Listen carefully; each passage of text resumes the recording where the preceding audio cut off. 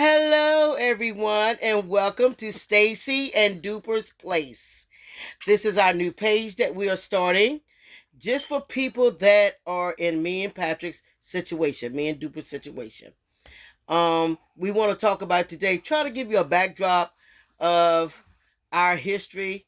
Patrick wanted to discuss how he was born and when he was born. Anything you want to say, Duper?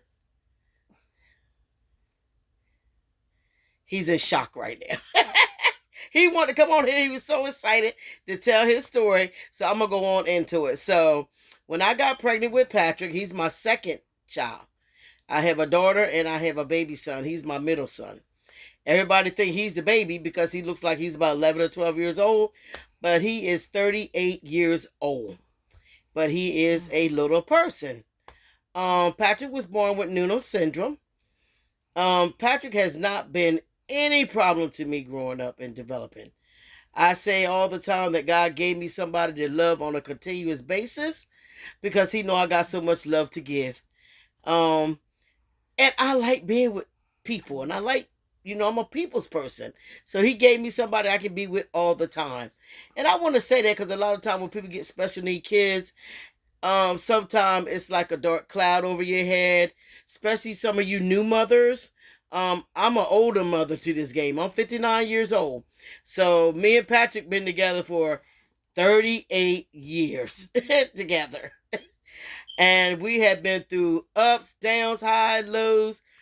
Um, but all I can say is to you new mothers and even the one that's older mothers like me, because I have friends and I can't just in my age group, a lot of my friends' children are grown and gone off and they got their grandchildren. Well, I got grandchildren, I got children, and I still have Patrick. I am a forever mom. That's what I call it. I am a forever mom. And I love it. I enjoy it. I enjoy Patrick. He enjoys me. We with our mother, his grandmother. So we enjoy Patrick. He is constantly happy all the time, and I like that about him. I'm glad he's like that. Do he have his moments? Oh yes, and you're gonna see that throughout, our video time with you guys. You will see it. I'm not just gonna show you the good, but I'm gonna show you some of the ugly and how to deal with it. Because a lot of times we don't know how to deal with children that have special needs. But I had Patrick 38 years ago. I didn't know, like a lot of times now, people know when they're having a special need sometime because of the fact they get the test done and they may tell them, oh, you're going to have a child that's going to have this problem or that problem or this problem. None of that was going on back in 1986. I mean, if it was, I didn't have privilege to it, okay?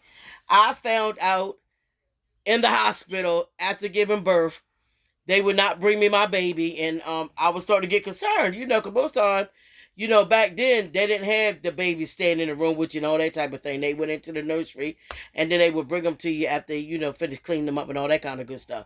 Well, my baby never came, so I'm like, "Where's my baby at?" I kept telling my husband, Patrick's father, I said, "Where is my baby at?" So I asked the doctor, "Where's my baby at?"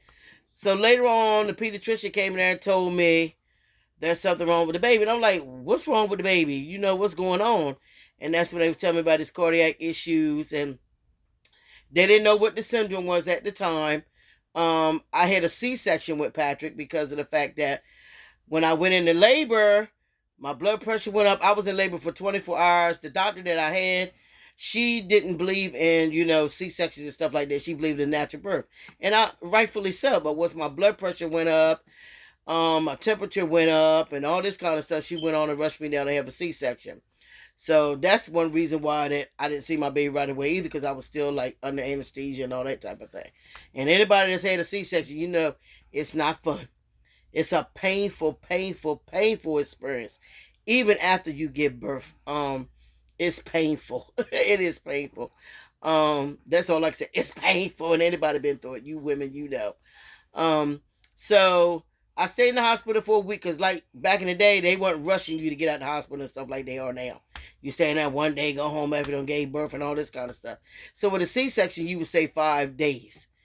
I stayed in there for 5 days. After the 5 days, my baby didn't leave. He had to stay, which you already know. That was horrendous for me. I didn't want to leave my child there. So that same day that I left, they took him up to AI DuPont, and he wound up staying up there. Um, and they did all kinds of tests. Me and my husband was up there every day. It was a constant thing from the time I gave birth to Patrick. So they took it through a lot of tests, see what kind of syndrome they had. They thought he was Down syndrome, but he didn't have the features of a Down syndrome, but he had some of the characteristics of a Down syndrome child, like the cardiac issues. With Noonan syndrome, you got low set eyes, the wide chest. Sometimes they got webbing of the neck. He doesn't have the webbing of the neck. The shorter stature. So he had certain things like Down syndrome, but then they narrowed it down to the new. It was that, and I think it was Asperger's or another one, something like that. That they was in between the two, Noonan, in between the three. Noonan they ruled out Down, and then they had the Asperger's.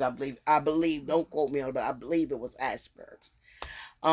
But they narrowed it down to Noonan syndrome, and eventually the older doctor showed me a whole book of kids with Noonan syndrome and told me the story about how they came up with Noonan syndrome. The doctor that found it out had a whole bunch of kids in the room together, and she seen they all looked alike and all that kind of stuff. And the syndrome is named after her. And that's one reason I want to talk about it too, because a lot of, everybody knows about Down syndrome children, and it's a lot of syndromes. Noonan syndrome is one of the ones that people are like, what is that? I've never heard of that. I got a lot of that. When Patrick was born, they didn't have a lot of things scientifically or experimental or knowledge about Noonan syndrome. Over the last so many decades, one of the doctors told me that they have came up with a whole lot of different things, since I gave birth to him. So that's good for kids that are being born now. They have a lot more knowledge base than they had when I had him in 1986. Patrick didn't crawl. He scooted on his butt. So we are very resilient, because if you can't do one thing or it's hard for you to do one thing, we are adaptive creatures as human beings. So he adapted. He scooted on his butt. One thing that used to get on his nerves, because my nieces and my nephews, I got my siblings, my brothers, and my kids' nieces and nephews. Aunts, they're nieces and nephews. Sorry, I'm getting confused with my own family tree. So I got siblings that are the same age as Patrick and his other siblings. And when we all would come together, he'd be scooting, they would go tap him on the head or whatever. And it would frustrate Patrick and stuff, right? Mm-hmm. I think he wants to get crying because just telling the story. He was excited about it, but he's a little just getting into his story because he's never really had his story told on this level. Our family knows. Mom, say something. Mom, baby, on your me, y'all. See me cook. My mom know me too. My whole family know me. My whole family know me. Yes, we do. And you'll be happy. Like cook. And you're my food hot. Yes, he likes it real hot. Right out the pan. Yes, he loves his food really hot. Hot out the pan, hot out the skillet. Yep. That's how he likes it. Yeah. But he's saying how we love him. We take care of him, all his family, my mom and me and all of us. We love him, and we do. We love him. It's just been and we're going to continue to tell the story as we go along, because some things I'm going to interject in as I give you tools and understanding and help you through your journey, with your special need child or family member. Help you with some tools that you may not know, because we deal with different behaviors with our children with special needs. We deal with different things in society. Sometimes I feel like parents with special need children, just like our children, seem like they're lost in the crowd because they're not per se what society say you should look like or what you should be. Our children don't meet the milestones like other children do, and even per se normal children, whatever normal is, don't always meet their milestones. I have learned through the years to learn my child. He's still growing and developing. I see changes in him on a regular basis. Like I said, he cooks. One thing I will tell you as a parent, push your child, and not in a nasty way or evil way, but as you see them growing and develop, allow them to express themselves, allow them to do things that they want to do, because that's going to help them grow and develop as a person. Because one day we may not be here. Where's that going to leave them if they don't know how to do certain things? So Patrick, he cooks, he cleans. I've taught him things that he can do to the level of his ability, and what he don't know, I help him with.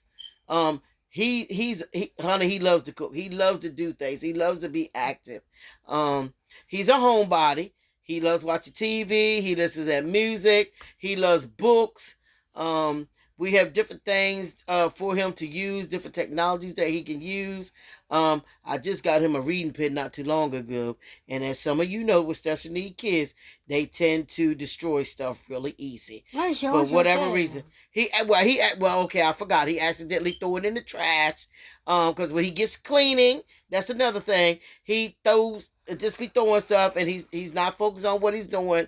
And I told him with the pen, the reader pen, okay, put it back in your case, bring it in here to me, whatever. That didn't happen. And sometimes I'll forget to, like, where's your pen, what you need to do, or any other situation. But he forgot to bring it in to mommy so we can make sure that it's safe. But yeah, when he gets on the cleaning spree, honey, everything's going. He's done threw away money. He's done, and I'm not going to say I'm guilty of that sometimes myself. So he may get that from me. Throwing away stuff and not thinking about it.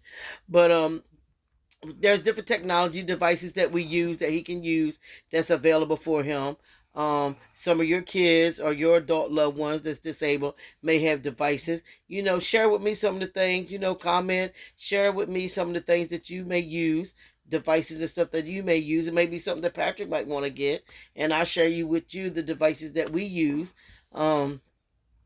His Dynavox, he's done had several ones, but he don't use them like that. Like the one nails up there like it's collecting dust. But I want him to use it because, like I said, if something happens to me, he'll be able to communicate with people, because sometimes his speech is a little slurred and people don't understand it.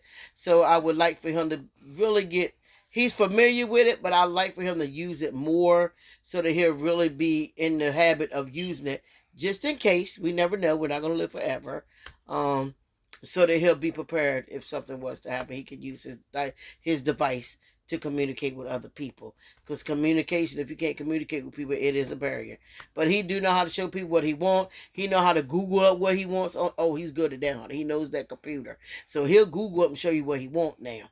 So even if he ain't got his Dynavox, he know how to let you know what he want. And he don't need anybody really bossing him around or telling him what to do. Even we go to the grocery store. Now keep him with me because people are crazy now. And he used to like to wander off and go shop. I don't allow him to do that over the last decade or so because people are crazy and they might snatch him up, the sex trade or whatever. So I have to really watch out for him when in the grocery store. So what I do is, because I know he's anxious, I let him go get what he needs to get first. Then I go get what I want, so that way he'll have what he wants before I go get what I want. So mothers, we always put them first. We know dads, we always put our kids first, rather than special needs or our regular normal kids, we always put them first. So that's just one of the things that I do when we go to the grocery store, because he knows what he's going to cook. He knows what he wants to get out the store. He'll Google it up or whatever. He knows what he wants. So I just let him go on through the grocery store and do what he got to do. But as Patrick grew and developed, like I said, he scooted on his butt. He didn't crawl. Patrick was probably about... I'll say he probably was about 5 years old when he took his first steps to walk. Oh, I was so excited. Woo, honey.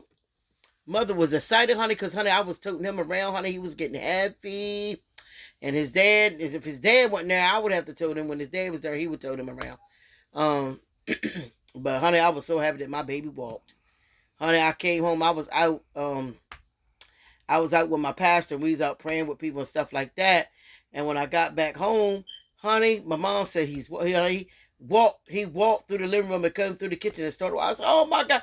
Honey, I broke down crying. I said, my baby is walking. Oh my God. It's special when your normal kids do things, but it's extra special when your special needs babies do something. Because you're like, oh my God. Because sometimes, I don't want to say it's fear, but then it may be fear. Like, oh, is my baby going to walk? Is my baby going to meet these certain milestones? It can be scary for us as parents because especially with me, it was new for me as a parent. Now I had a sister that was born with spina bifida too, so that's a whole nother story. She passed away in 2020, and Patrick truly misses her because it's like they were the two in the family that was disabled. Um, so she died at 50 years old, and she had spina bifida. But and she lived on her own and all that kind of stuff. So one day I'll get my mom on here and she'll tell her story. I think y'all will like it. Um, but yeah, anything else you want to discuss, Patrick? No. So that's two things that he did. He scooted on his butt. He walked at 5 years old. Um, and we'll tell the rest of the story another time. We don't have to do it all on this one feed or on this one video. But I want to thank y'all for all the ones that's going to join the channel, all the ones that's already watching some of our videos. I want to thank you for your support. I hope that we be a help to you, help you get through your day-to-day with your special needs child, because that's what we're here for. Allow you to have an outlet, and we be a family to you. You be a family to us. We be a community. Special need people need that community. We need it, and they need that outlet. They need to know that they're loved. Even with the differences, even with whatever they're going through in life, that they are loved and they are important, no matter what. And we need to love our children, hold our children, let them know they are safe. That we care, no matter what they look like, no matter how tall they are, how short they are, no matter if their hands are twisted, their feet are twisted, no matter if they got heart problems, no matter if they got lung problems, no matter what, they are loved. They are loved. We need to make sure they are loved. That's going to help them thrive. That's going to help them grow and develop. If they know they are loved, it makes the difference in the world. And mothers and fathers, I can't tell you how important it is to have all the patience in the world. No matter how much you get frustrated, because I know it can be frustrating. Especially if you're one parent by yourself. Like now, I'm one parent by myself because me and Patrick's father divorced years ago. But just to have patience. And like I said, I know it's hard, but try to have patience. Have patience with yourself. None of us are perfect. Just do the best that you can do every day. And I know you got other children that you got to put love into. Let them know that they're not forgotten, that you care about them too. But just remember to love your special baby. Babies, I love you, and so does God. And remember, our special babies are loved. Our special babies are cared for. Our special babies are a gift from God. Smooches, babies. Love you. Bye-bye.